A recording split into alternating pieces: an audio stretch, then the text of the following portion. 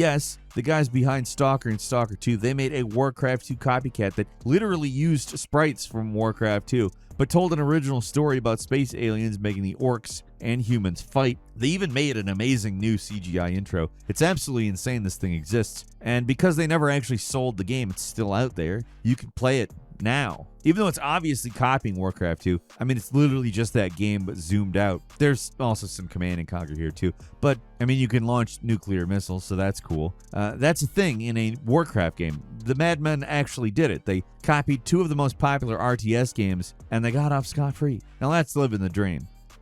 And number 7 is Glorious Saga. Speaking of WoW, here's another shameless ripoff of Blizzard's IP. This time it's a free-to-play mobile game called Glorious Saga, which does not play like WoW, doesn't look the same at all. I mean, look at it. The Alliance and the Horde, the class models, the iconography, the Stormwind King, it's all right out of WoW, just as a chibi-fied form. The actual game's more of a terrible beat-em-up, but even the backgrounds look directly out of WoW. If Blizzard officially licensed a crappy mobile game version of WoW, it'd look like this, at very least. And number 6 is PokeZoo. Everyone talking about Nintendo suing Palworld developer Pocket Pair is talking about something a lot more complex and interesting than a lot of what we're talking about here. But obviously, that's not the only game Nintendo has ever sued. They also went after a little game called PokeZoo, and I don't know, guys, I think they probably had a case here, at least according to the law, you know, the thing that unfortunately matters. The whole thing is confusing because there's 2 components, a card game that literally throws the word Pokemon around, which maybe isn't a great idea, but there's also a mobile game, and that's completely different. It's more of a generic top-down timer-based mobile game with your little rip-off Pokemon trainer. I don't know. I guess it's supposed to be a zoo or something. It seems like you're mostly putting a lot of meat in a bowl and collecting money. I don't really fully get it. It appears to be a game with lots of vaguely infringing, but at least not directly rip-off Pokemon. The card game is where the real rip-offness is going on. There's sketchy websites selling card packs that probably don't exist, and the mobile game is just an extension of that sleaze. And number 5 is Burnout. Not content with ripping off The Last of Us, the same devs came back to the eShop with an even more shameless Burnout, which is not the cult classic EA racing game franchise, but rather a generically terrible driving game made using Unity and unceremoniously dropped into the eShop. It plays like garbage, it looks hideous, and it's the cheapest possible cash-in for a game series that doesn't really exist anymore, so I don't know why they bothered. Maybe they were hoping people would get confused and think it was Burnout Paradise. I don't know, and I don't care, because it sucks. They probably thought they were really clever calling 2 of the game modes Burnout Paradise and Burnout Legends. You get it? But here's the thing. If you rip off those things inside of the game, it doesn't really do anything. Like, if people realize that you're not the actual Burnout, they'll never even get to those modes. MyPay lets me get up to $500 of my pay when I need it. Join me at chime.com. Hey, it's me, Flippy, and I just love spending my weekends with you on Moonbug Radio!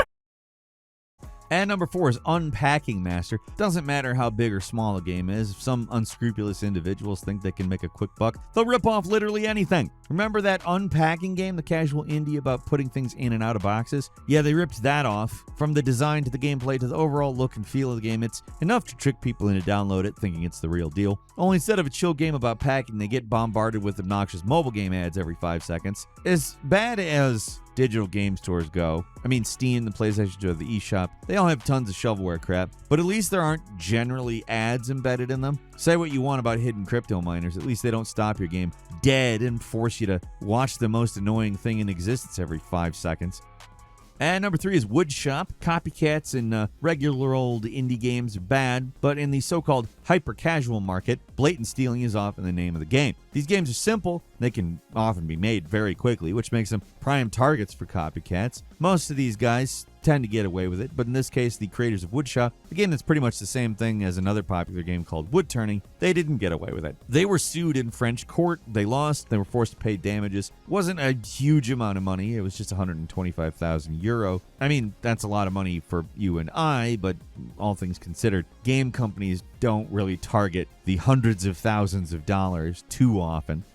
And number 2 is Meme Run. This thing came out back in 2014 on the Wii U, when having slapdash garbage on a console store was an exciting and novel concept. That's the only reason why Meme Run got the amount of attention that it did. In this day and age, nobody would care because, 500 meme runs come out on the eShop every day. We're totally saturated with this shit. That doesn't make it any less of a copycat ripoff, though. It's a generic infinite runner loaded with hilarious memes.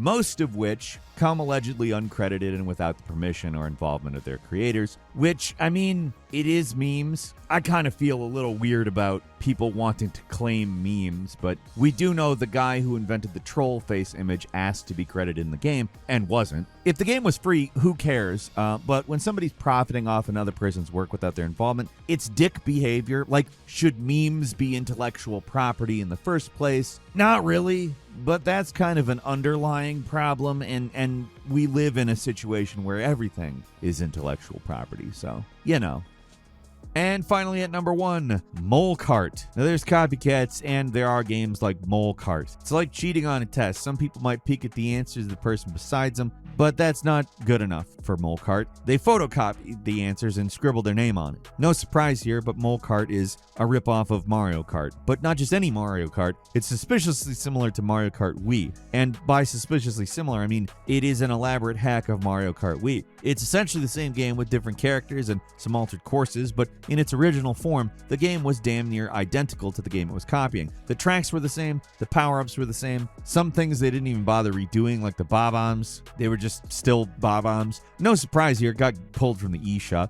Nintendo is notoriously litigious on anything that even resembles their game, so of course they're going to go hard against something that was allegedly a carbon copy of one of their existing games. And that's all for today. Leave us a comment. Let us know what you think. If you like this video, click like. If you're not subscribed, now's a great time to do so. We upload brand new videos every day of the week.